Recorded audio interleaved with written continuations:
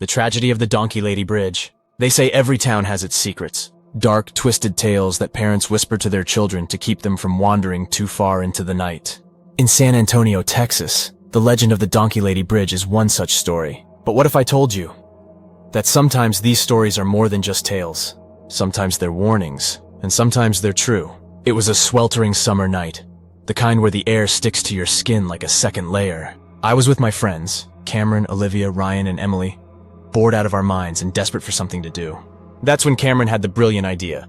Let's go to the Donkey Lady Bridge. I'd heard the stories growing up. Everyone had. A woman, disfigured in a fire, with skin that melted and fused in ways that made her look like something not quite human. Some said her husband set the fire out of jealousy. Others claimed it was a freak accident. But the one thing everyone agreed on was that after the fire, she became something else. Something vengeful. Something that lurks in the shadows near the old bridge. We all laughed it off at first. Just an old urban legend. But there was something about that night. Something about the way the cicadas seemed louder, the way the wind barely moved, that made the dare more tempting. Come on, it'll be fun, Cameron urged, a mischievous grin on his face. We'll just go there, take a couple of pics, and maybe scare Emily a little. Then we'll head back. What's the worst that could happen? If only we had known. The drive out to the bridge was filled with nervous laughter and stories of other people's encounters. Most of them fake. Some of them a little too convincing. The bridge was out in the middle of nowhere. Barely a structure anymore. Just an old, creaking skeleton of wood and metal. As we got closer, the conversation died down. Each of us lost in our own thoughts, wondering if this was really such a good idea. We parked a little ways off, the only light coming from the headlights of Cameron's car. The bridge loomed ahead of us, shrouded in darkness. The trees around it twisted and gnarled like the fingers of some ancient creature. I could feel the tension in the group, but no one wanted to back out. Ryan, ever the brave one, was the first to step forward. All right, let's do this. Who's going with me? Olivia and Emily exchanged a glance, both clearly nervous, but Olivia nodded. I'll go. I didn't want to be the one to chicken out, so I followed, trying to ignore the feeling of dread that had settled in my gut. Cameron stayed behind with Emily, probably to comfort her or maybe just to keep an eye on the car. As we approached the bridge, the sound of our footsteps seemed unnaturally loud. The air felt heavier, thicker, and the shadows seemed to shift around us. Ryan pulled out his phone, using the flashlight to guide our way. But the light only made the darkness beyond seem deeper. See? Nothing to be scared of, Ryan said, but there was an edge to his voice that betrayed his bravado. We reached the middle of the bridge, and that's when we heard it, a low guttural sound like the cry of an animal in pain. It echoed through the trees, sending a shiver down my spine. Olivia grabbed my arm, her nails digging into my skin. What was that? Ryan, trying to keep his cool, shone his light around. But there was nothing. Just the trees, the old bridge, and the endless darkness. Probably just a coyote or something, he said, but he didn't sound convinced. Then, the noise came again, closer this time, followed by the unmistakable sound of something moving in the bushes near the edge of the bridge. My heart pounded in my chest, every instinct screaming at me to run, but I couldn't move. None of us could. The light from Ryan's phone flickered, and then went out. Panic surged through me as the darkness swallowed us whole. I heard Olivia gasp, felt her grip tighten, and then silence. For a moment, there was nothing but the sound of our breathing, the wind rustling through the trees, and then footsteps. Slow, deliberate, coming from the end of the bridge. My throat went dry as I squinted into the darkness, trying to see what was coming. But the night was too thick, too impenetrable. And then out of the shadows I saw it, her. The figure was hunched, her body twisted and malformed, just like the story said. Her skin was mottled and scarred, stretched tight over her bones, and her eyes, those eyes, glowed with a fiery rage. But it was the face, that horrible, melted face, that sent pure terror coursing through my veins. It was more than human, more than animal. She was something else entirely. Run! Ryan shouted, breaking the spell that had held us in place.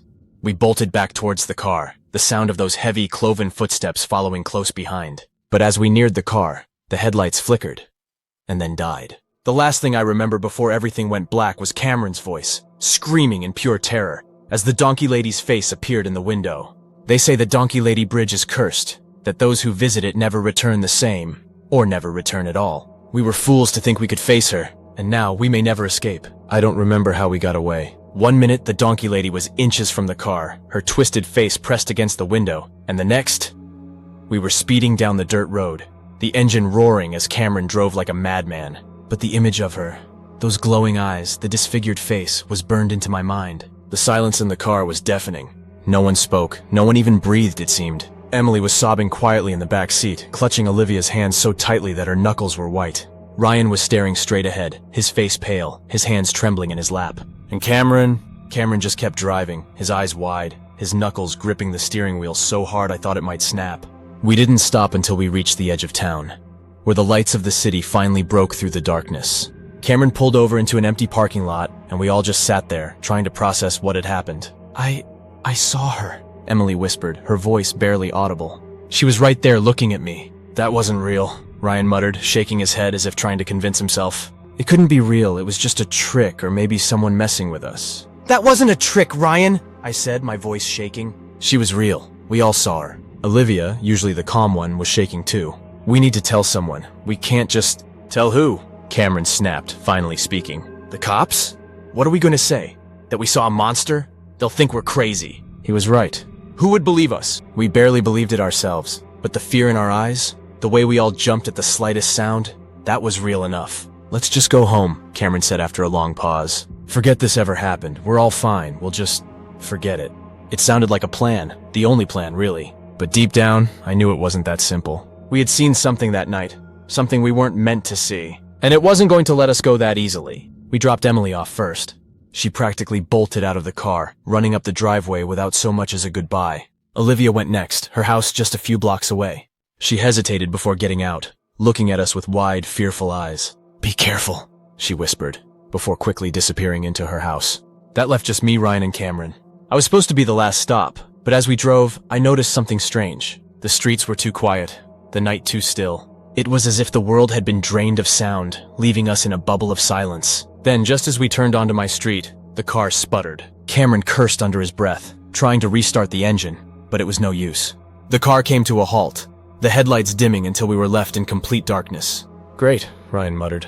What now? Hang on, Cameron said, pulling out his phone to use as a flashlight. But as soon as he turned it on, the screen flickered and then died. What the hell? Mine's dead too, Ryan said, checking his own phone. It was fully charged when we left. A chill ran down my spine. Something was wrong. Very wrong. We need to get out of here, I said, my voice barely more than a whisper. Yeah, no kidding, Cameron replied, trying to keep his cool. Let's just walk to your place. It's not far. We got out of the car, the night air cool against our skin. The silence was overwhelming, pressing in on us from all sides. We started walking, sticking close together, our footsteps the only sound in the empty street. But then we heard it, a faint sound just at the edge of our hearing. It was the same low, guttural noise we had heard on the bridge, the one that made the hairs on the back of my neck stand up. Did you hear that? Ryan asked, his voice tight with fear. Keep walking, Cameron ordered, his pace quickening. The sound grew louder, closer, until it was no longer just a noise, but a whisper. Soft, guttural words that sent shivers down my spine. It was like she was calling to us, drawing us back. Don't look back, I told myself. But it was too late. I turned my head just enough to see her, standing at the end of the street, her twisted form barely visible in the darkness. But she was there, her eyes glowing, her mouth twisted into a grotesque grin. Run! I shouted, grabbing Ryan's arm and pulling him forward. We ran, our feet pounding against the pavement, the sound of her footsteps echoing behind us. I could feel her closing in, could feel her breath on the back of my neck. It was like she was toying with us, letting us think we could escape when deep down we knew we couldn't. We reached my house, practically throwing ourselves through the front door and slamming it shut behind us. The sound of those footsteps stopped just as suddenly as they had started, leaving us in an eerie silence once again. My heart was pounding in my chest, my breath coming in ragged gasps. I could barely think, barely comprehend what had just happened. Ryan and Cameron were in the same state, both of them leaning against the door, trying to catch their breath. She's not real, Cameron said, his voice trembling. She can't be real. But as I looked out the window into the darkness beyond, I knew the truth. We had seen her, we had heard her, and she wasn't done with us yet. They say the donkey lady is a ghost, a spirit doomed to wander the earth, seeking revenge on those who dare to cross her path. But what if she's more than that? What if she's something far worse? Something that doesn't just haunt you, but hunts you. And now, she's hunting us. You'd think that once we made it to the safety of my house, we'd be okay. But the truth is, you can't escape something like the donkey lady. She's more than just a story. She's a curse, one that follows you, haunts you, until she's done with you. The three of us, Cameron, Ryan, and I, sat huddled in the living room, the lights turned up as bright as they could go. None of us said a word for what felt like hours. We were too scared, too shocked to process what had just happened. My mind kept replaying that horrible face, those glowing eyes, over and over again. "I can't believe this is happening!" Ryan finally whispered, breaking the silence. "This kind of stuff isn't supposed to be real." "Maybe it's not," Cameron said, though his voice lacked conviction. Maybe it's all in our heads. We've just freaked ourselves out, that's all." I wanted to believe him, but the fear in his eyes told me he didn't believe it either. "Whatever it is, we need to stick together," I said. "We need to figure out what we're dealing with." But before we could say anything more, my phone rang. The sound was so sudden, so jarring in the silence that all three of us jumped. I grabbed it off the table, my hands shaking as I looked at the screen. It was Olivia. Relief flooded through me as I answered. "Olivia, are you okay?" There was a pause on the other end, and then a voice that wasn't hers. It was low, guttural, and filled with a rage that made my blood run cold. "You can't escape me," the voice whispered. I dropped the phone like it was on fire, the sound of the donkey lady's voice still ringing in my ears. Ryan and Cameron stared at me, their faces pale. What did she say?" Ryan asked, his voice barely more than a whisper. "It wasn't Olivia," I stammered, my heart racing. "It was her." Before we could react, the lights in the house flickered and then went out, plunging us into darkness. The air grew heavy, thick with the scent of something burning, something rotten. Then we heard it, the sound of hooves on the hardwood floor. Slow, deliberate, like someone or something was walking through the house. "We need to get out of here," Cameron said, his voice trembling. But as we stood up, the door to the living room creaked open, revealing nothing but darkness beyond. The sound of those hooves grew louder, closer, until they were right outside the door. We backed away, our hearts pounding in our chests, but there was nowhere to go. The windows were sealed shut, the door blocked by whatever was out there. And then, she appeared. The donkey lady stepped into the room, her twisted form illuminated by the faint moonlight filtering through the window.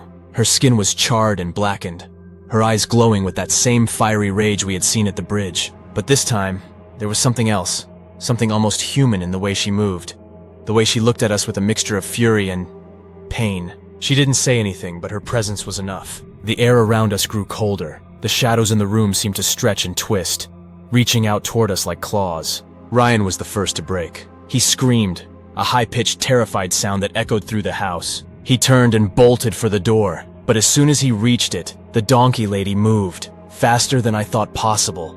With a sickening crunch, she grabbed him, her fingers digging into his flesh as she lifted him off the ground. His screams turned into choked gasps as she tightened her grip, her face inches from his, her breath hot and foul against his skin. "Help me!" Ryan screamed, his voice filled with pure terror. But we couldn't move. We were frozen in place, paralyzed by fear. All we could do was watch as the donkey lady dragged Ryan toward the darkness, his screams growing fainter and fainter until there was nothing. Silence. The room was empty, save for Cameron and me. Ryan was gone. The donkey lady was gone. But the terror, the dread that filled the air, that was still there. It was like a stain, a dark, malignant presence that wouldn't leave. Cameron was shaking, tears streaming down his face. "We need to get out of here," he whispered, his voice trembling. "We need to leave, now." I nodded, barely able to think, let alone speak. We bolted for the front door, our only thought to get as far away from this nightmare as possible. But as we reached the door, the sound of hooves echoed through the house once more. She was coming back. We flung the door open and ran, not daring to look back. The night air hit us like a wave, but it did little to cool the terror that burned in our veins. We ran down the street, our footsteps pounding against the pavement, the sound of those hooves chasing us, growing louder with each step. We didn't stop until we reached the main road, where the lights of the city finally broke through the darkness. Gasping for breath, we looked back, but the donkey lady was nowhere to be seen. But I knew she wasn't gone. She was still out there watching, waiting, and she wasn't going to stop until she had us all. They say that once the donkey lady has your scent, she never stops hunting. You can run, you can hide, but she'll always find you. And when she does, there's no escape. We thought we were safe, that we could get away. But the truth is, there's nowhere she won't follow. We thought running would save us, that if we could just put enough distance between us and her, we'd be safe. But the donkey lady is relentless, a force that doesn't rest, doesn't stop.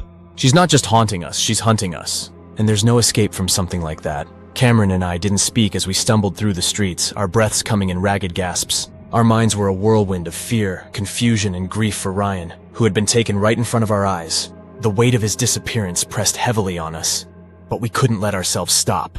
Not yet. We found ourselves outside Olivia's house, the porch light flickering in the darkness like a beacon. Without a word, we ran up the steps and pounded on the door, our desperation palpable. Olivia answered, her face pale and drawn. What happened?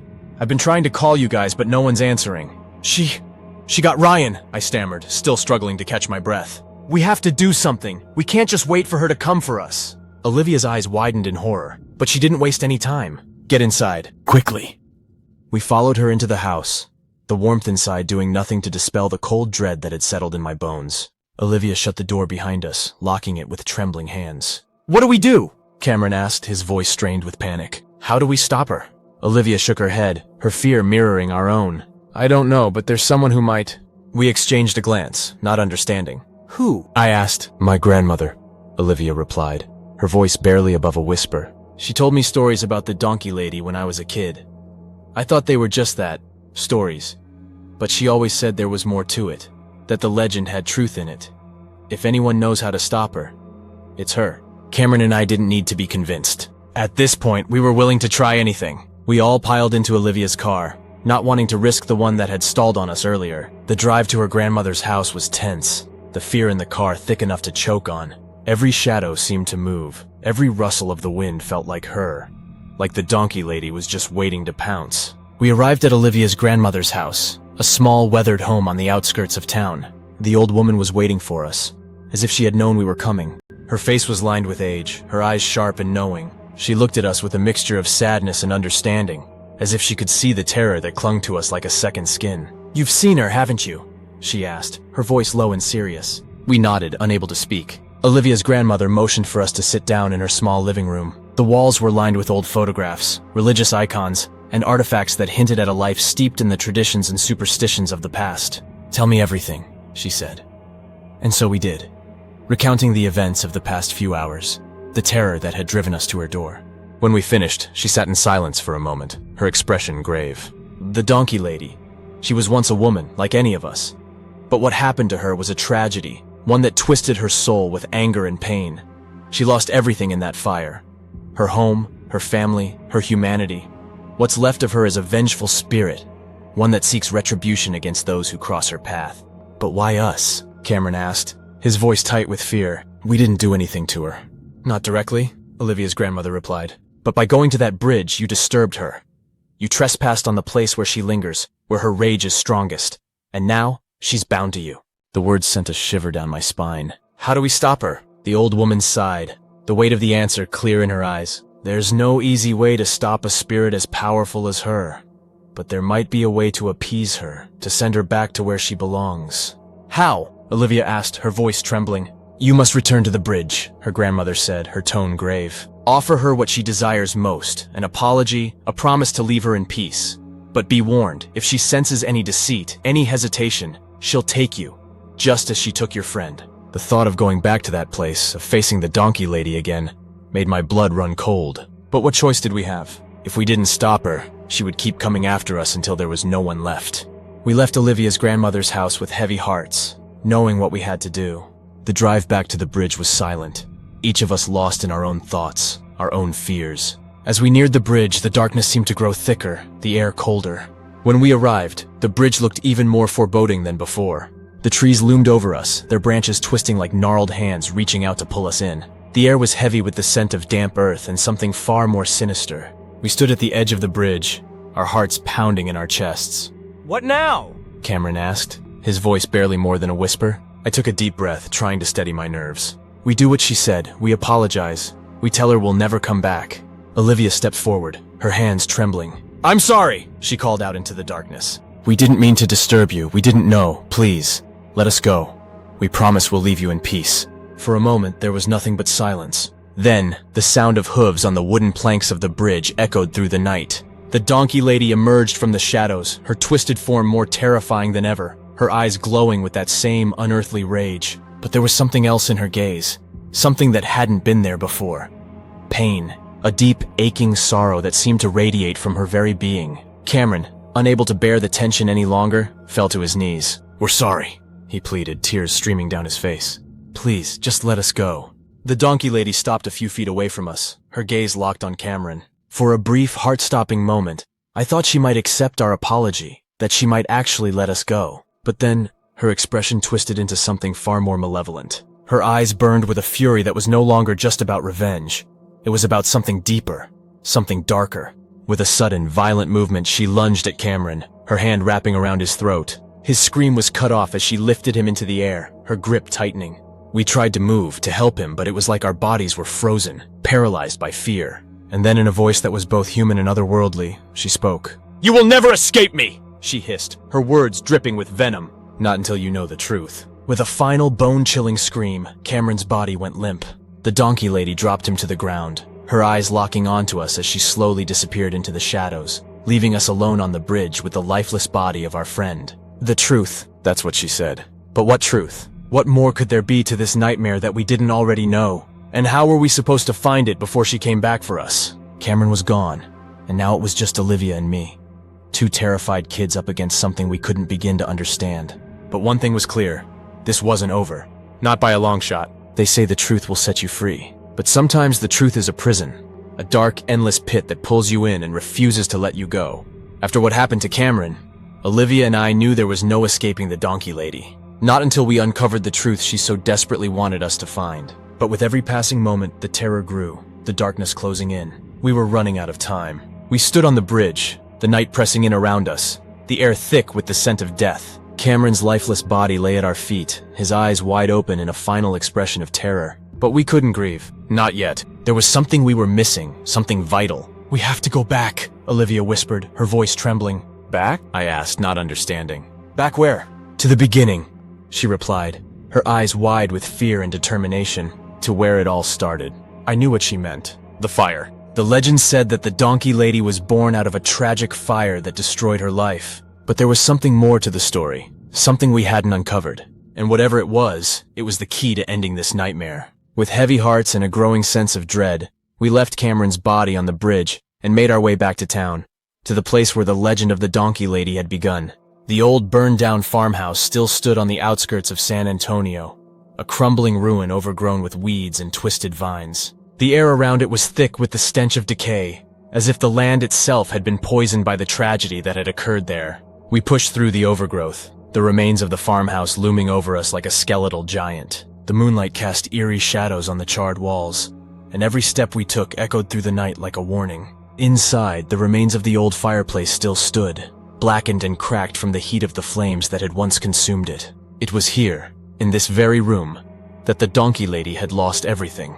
"We need to find something," Olivia said, her voice barely more than a whisper. "Something that will tell us the truth." We searched the ruins in silence, the oppressive weight of the place pressing down on us. Every creak of the floorboards, every rustle of the wind made us jump, our nerves frayed to the breaking point. But then, in a corner of the room, buried under a pile of debris, Olivia found something, a small charred box. She carefully pulled it out, her hands trembling as she opened it. Inside was a collection of old, blackened papers, barely legible from the fire. But there was one document, one that had somehow survived the flames. It was a letter, written in a scrawled, desperate hand. As we read it, the pieces of the puzzle began to fall into place, the horrifying truth finally revealing itself. The donkey lady, she wasn't just a victim of a tragic fire. The fire had been no accident. It was set deliberately, a cruel act of revenge by her own husband. He had discovered her infidelity, and in a fit of rage, he had locked her inside the house, setting it ablaze to punish her for her betrayal. But there was more. In her desperation, she had tried to escape. But as the flames consumed her, she realized her husband had taken something far more precious. Her children. The fire had twisted her body, but it was the loss of her children that had twisted her soul, turning her into the vengeful spirit that now haunted the bridge. And the truth, the terrible truth she wanted us to find, was that she wasn't just seeking revenge on the living. She was searching for her lost children, her rage fueled by the belief that they were still out there, somewhere. Olivia's voice broke the silence, trembling with realization. "She thinks we're them. She thinks we're her children." It all made sense now. The way she had hunted us, the way she had taken Ryan and Cameron. She wasn't just trying to kill us. She was trying to reclaim what she had lost. But the truth came with a price. The moment we understood it, the air in the farmhouse grew colder, the shadows deepening. The donkey lady's presence was palpable, a dark, malevolent force closing in around us. "We have to leave," I said, my voice shaking. "We have to go now!" But as we turned to flee, the door slammed shut with a deafening crash, trapping us inside. The temperature plummeted, our breath visible in the air as we backed away from the door, our eyes wide with terror. And then she appeared. The donkey lady stepped out of the shadows, her twisted form more grotesque than ever. her eyes glowing with that unholy light. But this time, there was something different about her. Her rage was still there, burning bright, but beneath it there was a flicker of something else. Recognition. She stared at us, her breath ragged, her eyes searching. "My children," she whispered, her voice a haunting echo. I wanted to scream, to run, but I was frozen in place, paralyzed by fear and pity. She was a monster, yes, but she had been created by a tragedy beyond comprehension, and now she was reaching out, desperately trying to reclaim what she had lost. "We're not your children," Olivia said, her voice trembling with both fear and compassion. "But we understand your pain. We know what happened to you." The donkey lady's expression twisted, her face contorting in a mixture of anger and sorrow. For a moment it looked as though she might lash out, but then she stopped. Her glowing eyes flickered, the rage in them dimming as she seemed to realize the truth. The truth that we weren't the ones she was searching for, that her children were gone, lost forever. The room grew colder, the shadows closing in around her as she let out a low, mournful wail, a sound filled with the anguish of a mother who had lost everything. The walls of the farmhouse seemed to tremble, the very air vibrating with her sorrow. And then, with a final heart-wrenching scream, she disappeared into the darkness, leaving us alone in the ruined house. For a long moment, we stood there, unable to move, to speak, to process what had just happened. But as the cold began to dissipate, we knew she was gone. The donkey lady was finally at peace, her tormented soul freed from the endless cycle of rage and grief. We left the farmhouse in silence, the weight of what we had experienced pressing down on us like a physical force. The drive back to town was quiet, the events of the night playing over and over in our minds. When we finally reached the edge of the city, the first light of dawn was breaking over the horizon, painting the sky in shades of pink and gold. But the warmth of the sun did little to dispel the cold that had settled in our bones. Olivia and I parted ways without a word, each of us lost in our own thoughts. We had survived, but the scars of that night would stay with us forever. As I walked away, I couldn't help but look back. The image of the donkey lady's twisted form burned into my memory. She had been more than just a monster. She had been a mother. A woman who had lost everything in the most horrific way imaginable. And in the end, she had found peace. But the truth of her tragedy would haunt us for the rest of our lives. They say the Donkey Lady Bridge is cursed, that those who cross it are doomed to suffer the same fate as the woman who haunts it. But maybe the real curse isn't on the bridge. It's on the story itself. A story of loss, of pain, of a rage so powerful that it transcends death. We uncovered the truth, but in doing so, we unleashed something far more terrifying. The truth is out there waiting, and it will find you. And that, my friends, is the tragic tale of the Donkey Lady Bridge. The legend lives on, but the truth, well, the truth is something you'll have to live with just like we do. Be careful where you tread, for some stories are better left untold.